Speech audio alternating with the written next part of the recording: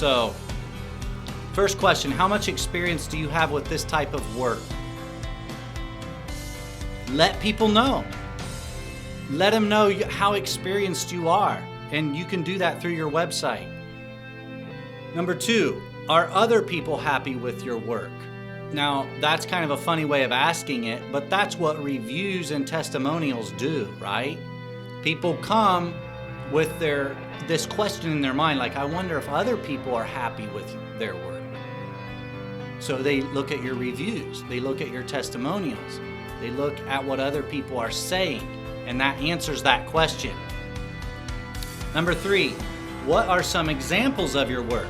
So that's where pictures come into play.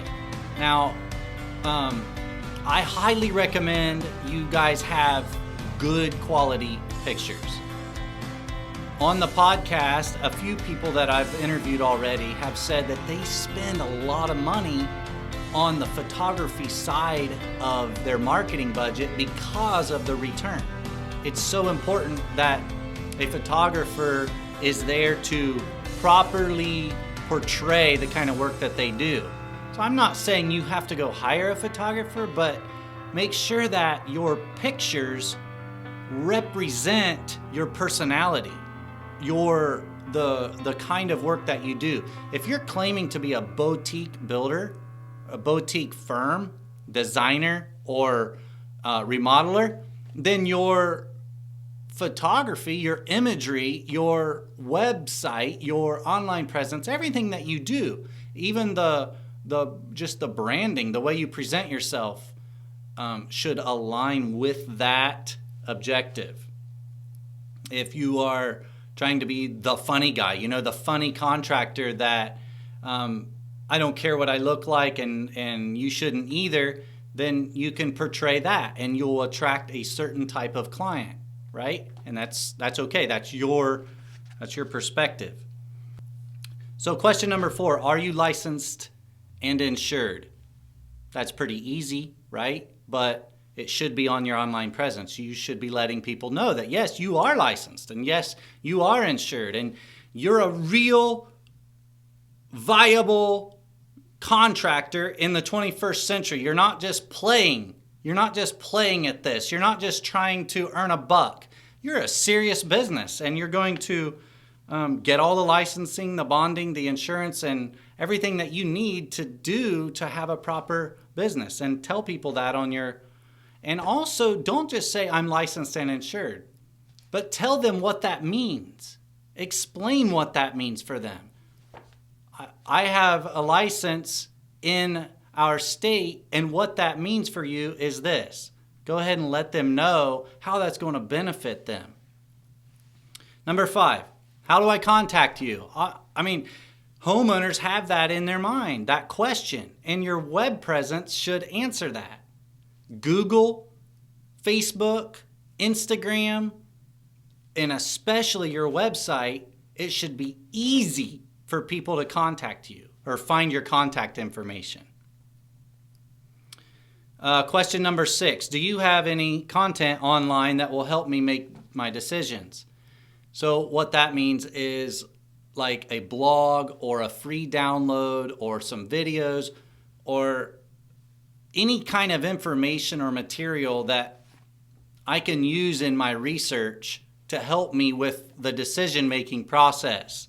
Do you have any free content online? Now, that's not a question that you might answer verbatim on your frequently asked questions page, but realize that they have that need, right?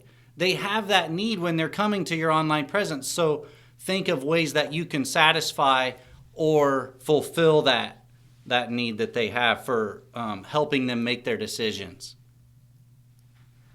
Number 7, can I afford the project I have in mind? Now, I know what it's like because I've been a remodeling contractor before, and every project is different, and you can't give a price until you've seen the project and things like that. But is there ways that your web presence, your online presence, can start pre-qualifying your prospects before they pick up the phone and call you? This question they have in their mind is, can I even afford it? Is there a way you can answer that question before they ever come? Before they ever call you?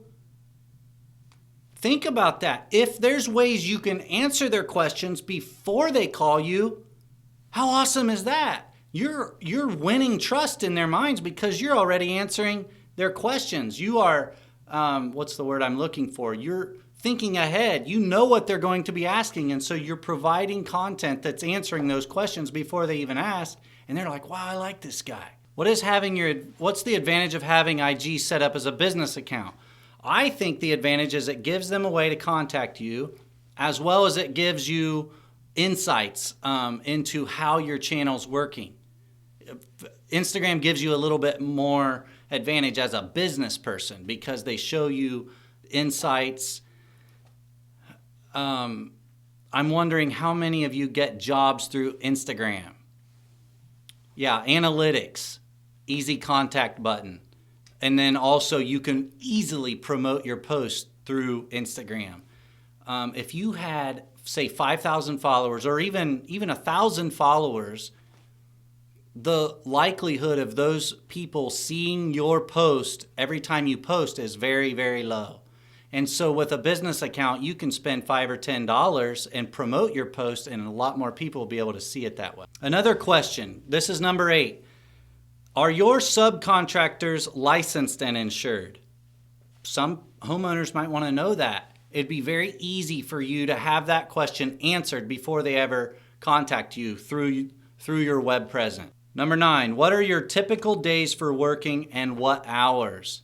How many of you get questions like that? If people are finding you online and doing their research, then they're going to have these questions. Why not just go ahead and have them answered?